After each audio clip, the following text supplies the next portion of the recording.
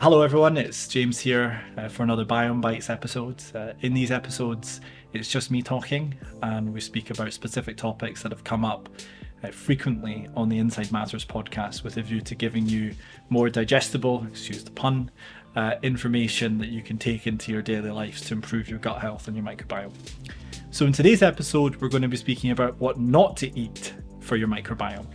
We spoke on a previous episode about the 3 Ps, polyphenols, prebiotics and probiotics, and why they're good for your microbiome. Today we're going to be speaking about things that are not good for your microbiome. But before we jump into that, let's take a step back.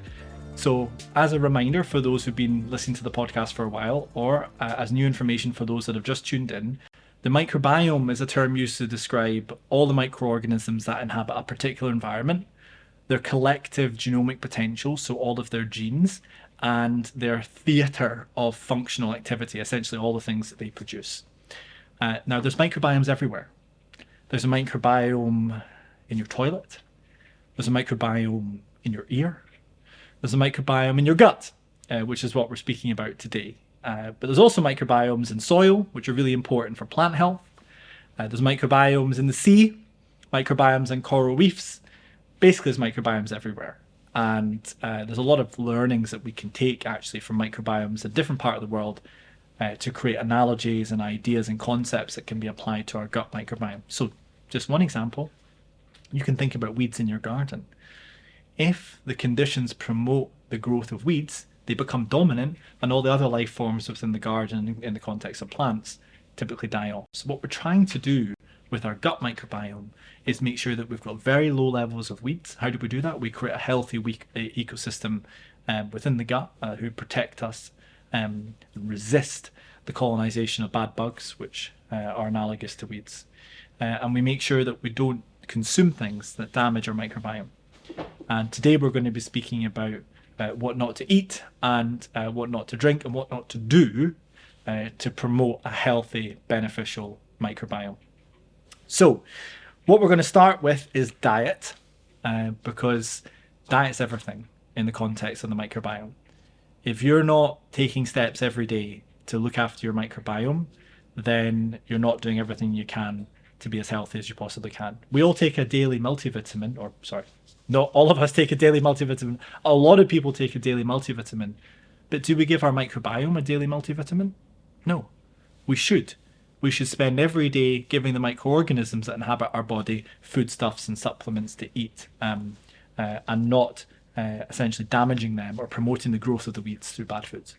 So first things first, avoid anything that's been processed if you can. So a good way to think about this is, if it's already been processed, then there's nothing for the microbiome to process.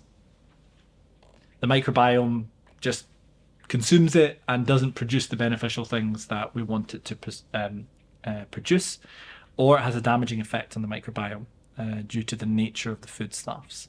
So essentially, if something has been created by man, then it's likely not to be good. Whereas if something has been created by the planet, you could be more spiritual, or if you're religious, think about God, think about the creator, then it's likely to be good.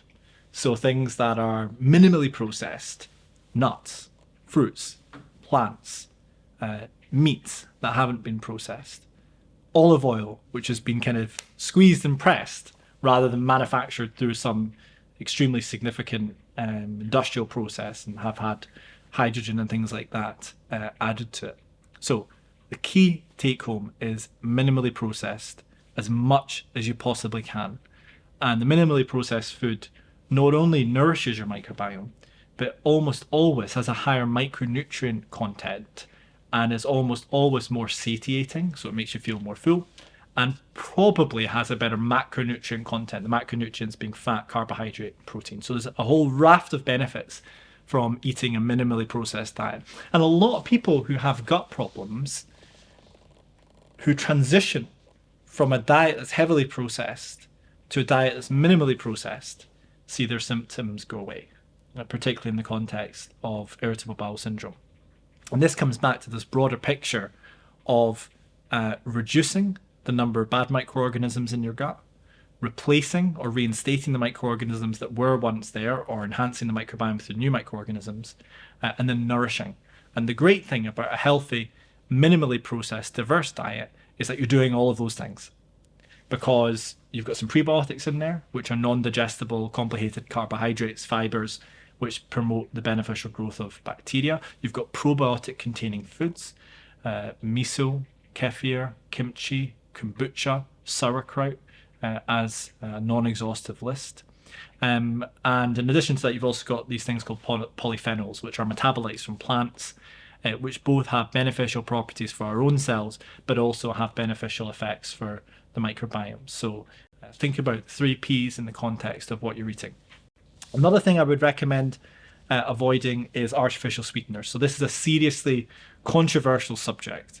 On the one hand, some people say things like you should avoid sugar in your drinks and you should replace those with artificial sweeteners. They're safe. There's been lots of research studies that have been conducted to prove that they're safe. And actually, it's impossible to have a toxic dose of things like aspartame, because if you were to drink enough of the drinks that contain aspartame to actually get to the level in your blood of when it starts to become toxic, you will have died from essentially overhydration. The medical term would be dilutional hyponatremia. However, that's not the whole story. And what we haven't done until relatively recently is study the impact of artificial sweeteners on the microbiome. And there's been a lot of interesting research published in recent times showing that artificial sweeteners, things like aspartame, absolutely do have an impact on the microbiome. And it's almost certainly a negative impact for most people. Now, not all sweeteners are bad. One of the sweeteners that did quite well in the study that I'm specifically talking about, which we can link in the post-show notes, was something called stevia, which is a sweetener that's found from plant leaves. And that didn't have as negative an impact on the microbiome in the patients and volunteers who were studied as part of that study. Now, one of the challenges with stevia is that most of your readily accessible off-the-shelf drinks that we like to drink don't contain stevia, they contain aspartame. So really, you need to make a lifestyle choice. And the lifestyle choice is, do I want to consume any of these carbonated beverages at all? I know they're ingrained and entrenched into our daily lives. I stopped drinking them probably about 6 months ago. And at the company I work at, Introbiotics, a number of the other members of staff have stopped drinking them altogether as well. And I've replaced them with quote-unquote natural alternatives. And sometimes even make their own kombucha instead.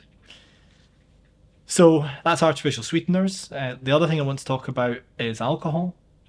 So again, alcohol has a controversial status in the health and well-being, longevity, medical community. So on the one hand, some studies suggest that having a little bit of alcohol, certainly within the recommended daily allowance and recommended weekly allowance, is beneficial for your health. Other studies suggest that no alcohol at all is better than even a tiny drop of alcohol. So what does this mean and what do we take away? Well, that debate is probably better had on a different form of podcast. What I will say, though, very clearly, is that when you alcohol gel your hands, the reason you're alcohol gelling your hands is because you're trying to kill bacteria. So if you're drinking a lot of alcohol, then you're absolutely going to have an impact on your microorganisms, who either die or turn into spores, which are kind of dormant forms of a microorganism when they come into contact with alcohol. So my recommendation is to reduce your alcohol intake kind of as low as possible without it impacting on other aspects of your life, which may be life enhancing and longevity promoting, like socializing, for example.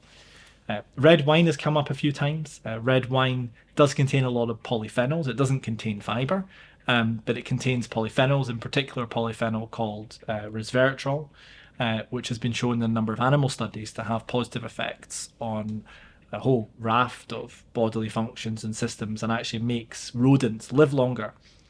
Now, that hasn't yet translated into robust human studies. Some people really recommend it and have been taking it for a long time as a supplement.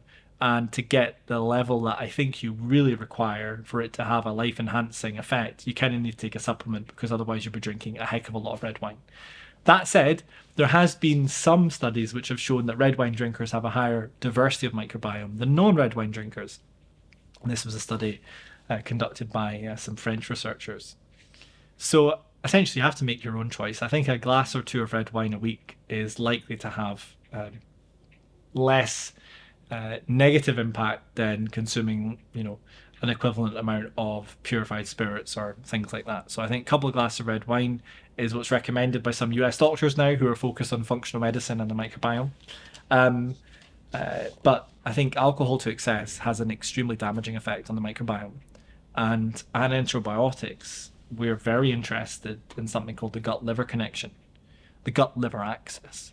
70% of the blood that goes to the liver comes from the gut, and high amounts of alcohol absolutely have a damaging effect on the lining that essentially contains the microorganisms in your intestinal tract from spilling out into the rest of the body. And if that gets damaged, then you see translocation, movement of microorganisms and products of their metabolism into the bloodstream, triggering the immune system and moving their way into the liver, having a damaging effect.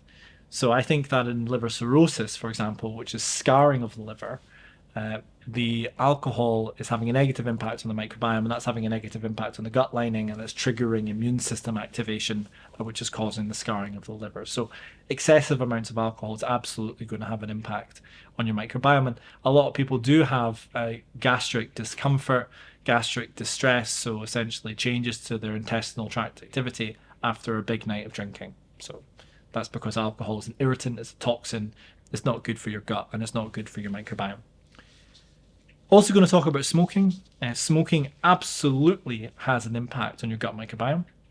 It has a even bigger impact, relatively speaking, on your lung microbiome, and that should come as no surprise to anybody. The lung has a microbiome, it's very important. And the reasons you get infections are because the microbiome within your lung changes. So smoking has an impact. Smokers have less diversity within their intestinal tract than those who don't smoke. A lot of people have shifted from smoking to vaping now. I think there's less research on the impact of vaping on the gut microbiome. It probably has an impact. And same's to be said for cannabis, in addition to just regular tobacco. So the advice there would be to reduce smoking as much as possible. Ideally stop. I'm not sure there are any health benefits to smoking other than potentially being protective in some forms of inflammatory bowel disease, which is something that we just don't understand. It could be because of what it does to the microbiome. If you want to learn more about that, you should listen to episode number 1 of Inside Matters, where we spoke to Dr. Richard Hansen, who's an expert in inflammatory bowel disease.